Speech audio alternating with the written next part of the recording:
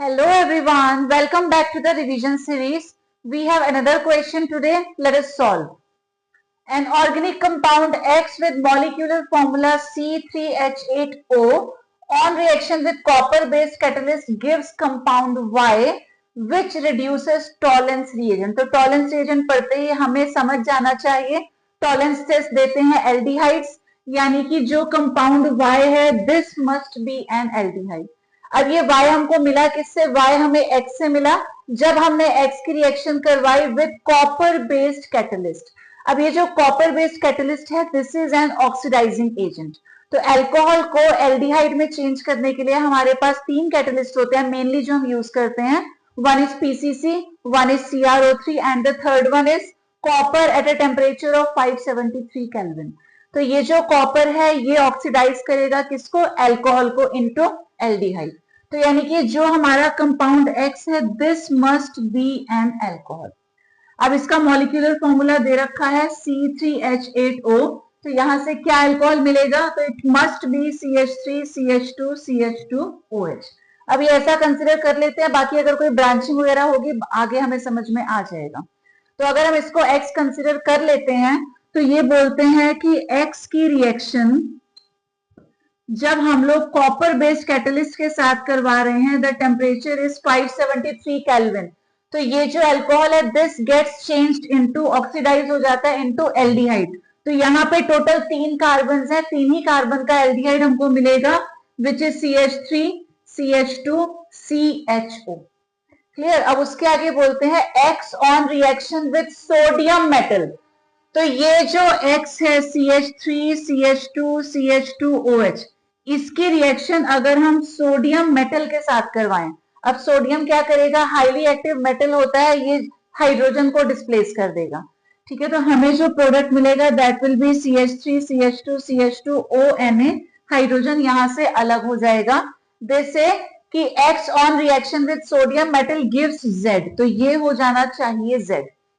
Finally, what is the product of reaction of Z with 2-chloro-2-methyl propane? अब ये जो Z हमको मिला CH3 CH2 CH2ONA, अगर इसकी रिएक्शन हम 2-chloro-2-methyl propane के साथ करवाएं, ये हो गया प्रोपेन 2-chloro-2-methyl. तो इस कंपाउंड के साथ अगर हम Z की रिएक्शन करवाते हैं तो क्या प्रोडक्ट मिलेगा? अब बाकी तो इजी था, इसको थोड़ा सा समझ लेते हैं. यहां पे एक हमारा है सोडियम, सोडियम वाला कंपाउंड है, दूसरा हमारे पास हेलोएल्केन है.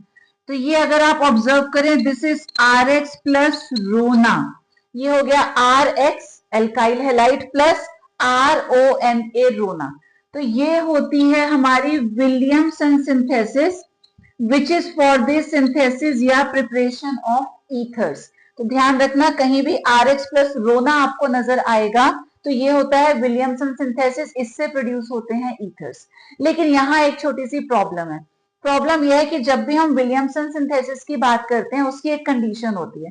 कंडीशन ये है कि जो हम एल्काइल हैलाइड RX यूज करते हैं this must always be 1 degree.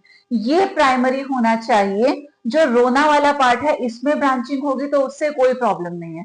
This must always be 1 degree यानी कि प्राइमरी. अब यहाँ ये तो प्राइमरी है ही नहीं बिकॉज हेलोजन वाला जो कार्बन है वो तीन तरफ कार्बन से जुड़ा हुआ है. This is 3 degree alkyl halide. तो 1 डिग्री के केस में तो हमें ईथर मिल जाता. अगर यहाँ 1 डिग्री होता हेलोएल्केन तो ये Na और ये Cl एलिमिनेट हो जाते, बाकी दोनों पार्ट्स जुड़ जाते, हमको ईथर मिलता. बट प्रॉब्लम क्या है? Alkyl halide is not primary, this is 3 degree. और 3 डिग्री एल्काइल हैलाइड्स के केस में होता है एलिमिनेशन और यहाँ जो प्रोडक्ट मिलता है वो होता है alkene instead of an ether. तो यहाँ पे एलिमिनेशन हो जाएगा. एक कार्बन से तो क्लोरीन निकलेगा और इसके नेबर एडजेसेंट कार्बन से हाइड्रोजन जाएगा. अब इसके एडजेसेंट तीन कार्बन है, तीनों आइडेंटिकल है, सिमेट्रिकल है, तो कोई प्रॉब्लम नहीं है. किसी एक से हम लोग हाइड्रोजन को एलिमिनेट कर देंगे. क्या बचा? CH3C, यहाँ है CH3, इधर आ जाएगा डबल बॉन्ड CH2 क्योंकि एक ग्रुप यहां से गया एक ग्रुप यहां से गया, बीच में आ जाएगा डबल बॉन्ड. तो इंस्टेड ऑफ ईथर हमें यहाँ पर मिलेगा एल्कीन. तो this is the final product जो हमसे पूछा गया है कि जब Z की रिएक्शन 2-chloro-2-methyl propane से होगा तो क्या मिलेगा. So this is the final product.